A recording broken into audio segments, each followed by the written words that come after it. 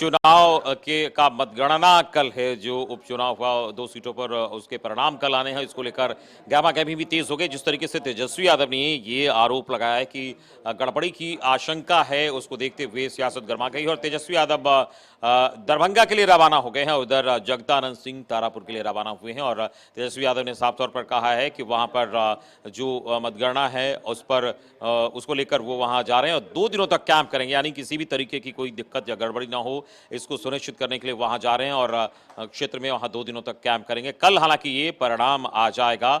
और इससे पहले हम आपको बता दें कि आरजेडी की ओर से एक शिकायत की गई थी। जो सांसद राज्यसभा के मनोज झा हैं, उन्होंने ये कहा था कि जो पोस्टल बैलेट हैं उसकी गिनती पहले हो और एक ही कमरे में ये कराई जाए, और उसको लेकर उन्होंने चुनाव आयोग से रिक्वेस्ट की थी। और इसके बाद तेजस्वी यादव का ये बयान निश्चित तौर पर कहीं ना कहीं एक सियासत में एक सरगर्मी तेज करने वाला बयान है, जिस तरीके से तेजस्वी यादव ने कहा है। और उससे थोड़ी देर पहले वो दरभंगा के लिए रवाना हो गए हैं और 2 दिनों तक वो वहां कैंप करेंगे। कुशेश्वर स्थान सीट पर जो उपचुनाव हुआ है उसको लेकर कल जो मतगणना होनी है और परिणाम आना है, इसको लेकर वहीं पर वो कैंप करेंगे। और जगदानंद सिंह तारापुर के लिए रवाना हो गए। हालांकि अब कुछ ही घंटे बचे हैं, जिसके बाद ये रुझान आने शुरू होंगे और कल फैसले का दिन है, परिणाम भी आ जाएगा। और ये देखना दिलचस्प होगा क्योंकि बिहार की राजनीति पर क्या इसका प्रभाव पड़ेगा, ये बहुत दिलचस्प होगा देखना। हमारे साथ ब्यूरो चीफ अशोक मिश्र, हम उनसे बातचीत करेंगे। अशोक जी, ये उपचुनाव का रण जो है, कल फैसले का दिन है और सभी पार्टियां अपने अपने दावे और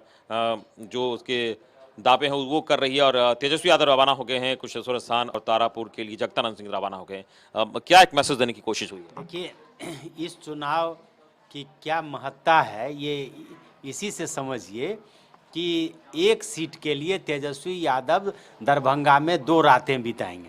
यानी कि कुशेश्वर स्थान में जो मतगणना होगी, या उसका सेंटर मतगणना केंद्र दरभंगा ही मुख्यालय में रखा गया है, तो दरभंगा तेजस्वी रवाना हो गए हैं। और जगदानंद सिंह जो आरजेडी के प्रदेश अध्यक्ष हैं, वो मुंगेर के लिए रवाना हो गए हैं। हम बार बार अपने दर्शकों को बताते रहे हैं कि इस चुनाव को लेकर के आरजेडी पूरी तरह से आक्रामक मुद्रा में रही है। चाहे टिकट वितरण का मामला हो, फिर मतदान की जो प्रक्रिया शुरू होनी तो उसके मामले में कहिए, चुनाव प्रचार के मामले में कहिए, आरजेडी किसी भी कीमत पर इस सीट को जीतना चाहती है, दोनों विधानसभा सीट को। और इसके लिए साम दाम दंड भेद जो भी अपनाना है आरजेडी अपना रही है। आपको याद होगा कि मतदान शुरू होने के पहले भी तेजस्वी यादव ने मतदान में गड़बड़ी का आरोप लगाया था और बिरौल के तत्कालीन एसडीपीओ को हटाने की मांग की थी। निर्वाचन आयोग ने तेजस्वी की मांग पर, आरजेडी की मांग पर कार्रवाई की। अब तेजस्वी यादव और उनकी पार्टी आरजेडी ने आरोप लगाया कि मतगणना में भी गड़बड़ी हो सकती है।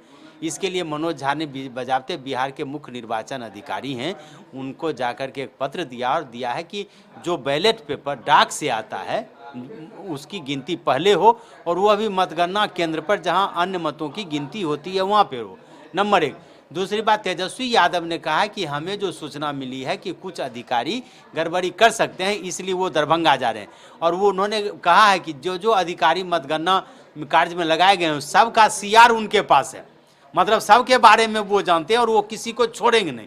तो यह आप कह सकते हैं कि एक तरह से तेजस्वी यादव ने उन अधिकारियों को चेतावनी भी दी है कि अगर आप गड़बड़ी करिएगा तो हम आपको छोड़ेंगे नहीं। और जगदानंद सिंह खुद गए हैं मुंगेर, तारापुर विधानसभा क्षेत्र के जहाँ मतगणना केंद्र बनाया गया।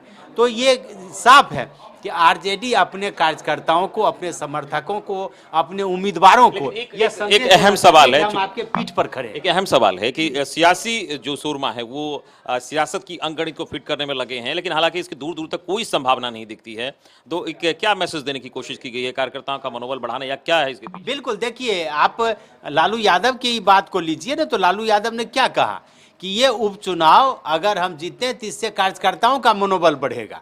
तो नेचुरली है कि आरजेडी के पास भले जीत के आंकड़े ना हों, लेकिन इतना तो तय है कि अगर ये दोनों सीट आरजेडी जीत जाती है तो निश्चित रूप से उनके समर्थकों का उत्साह बढ़ेगा और आरजेडी को लगता है कि विपक्षी जो खेमे के विधायक हैं या जो मतदाता हैं या जो समर्थक हैं वो उनका मनोबल धीरे धीरे कमजोर होगा।